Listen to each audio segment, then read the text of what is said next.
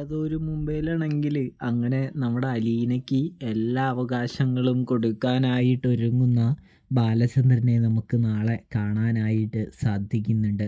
ബാലചന്ദ്രനാണെങ്കിൽ അലീനയോട് പറയുന്നുണ്ട്, ഇനി എന്താ അലീനെ നിൻ്റെ പ്ലാൻ എന്ന് ചോദിക്കുന്നത് നമുക്ക് കാണാം.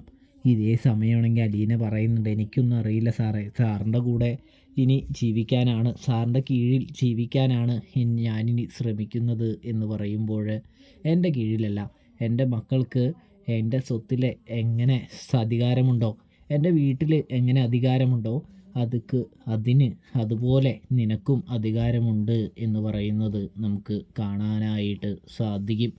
ഇതേ സമയമാണെങ്കിൽ സാർ എന്തൊക്കെയാ പറയുന്നേ എന്ന് ചോദിക്കുമ്പോൾ അലീനെ ഞാൻ പറയുന്നത് സത്യം തന്നെയാണ് എന്ന് പറയുന്ന കാഴ്ച നമുക്ക് കാണാം. പ്രിയ പ്രേക്ഷകരെ, പ്രിയ കൂട്ടുകാരെ, അപ്പോൾ റിവ്യൂ ഇഷ്ടപ്പെട്ട ചാനൽ മറക്കാതെ സബ്സ്ക്രൈബ് ചെയ്ത് സപ്പോർട്ട് ചെയ്യണേ.